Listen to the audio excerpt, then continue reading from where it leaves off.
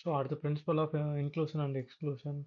இது என்னன்னா n of A union பினா n of A plus n of B minus n of A intersection B. இது basic formula.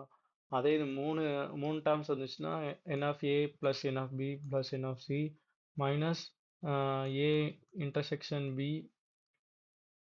Combination மாதிரி எழுதணும். A intersection B, A intersection C, B intersection C. So அது அடுத்து வந்து A intersection B intersection C. இது okay, இது எல்லாத்தையும் எழுதணும். இதுக்கு நடுவில் சிம்பிள் எப்படி போடுறதுன்னா நான் அடுத்து சொல்கிறேன், அடுத்தது எழுதுறப்போ புரியும். இதுக்கும் அதே மாதிரி தான் என் ஆஃப் ஏபிசிடின்னு எழுதிட்டு அடுத்து தனித்தனியாக எழுதணும்.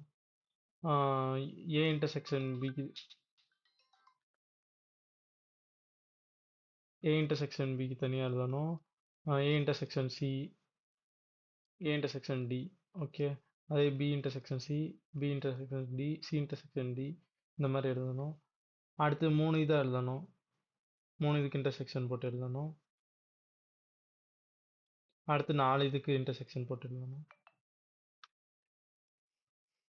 ஸோ ஃபஸ்ட்டு எப்படின்னா ஒன் டேர்மாக இருக்கணும், அடுத்து டூ டேர்மு, அடுத்து த்ரீ டேர்மு, அடுத்து ஃபோர் டேர்ம் காம்பினேஷன்லாம் எழுதணும்.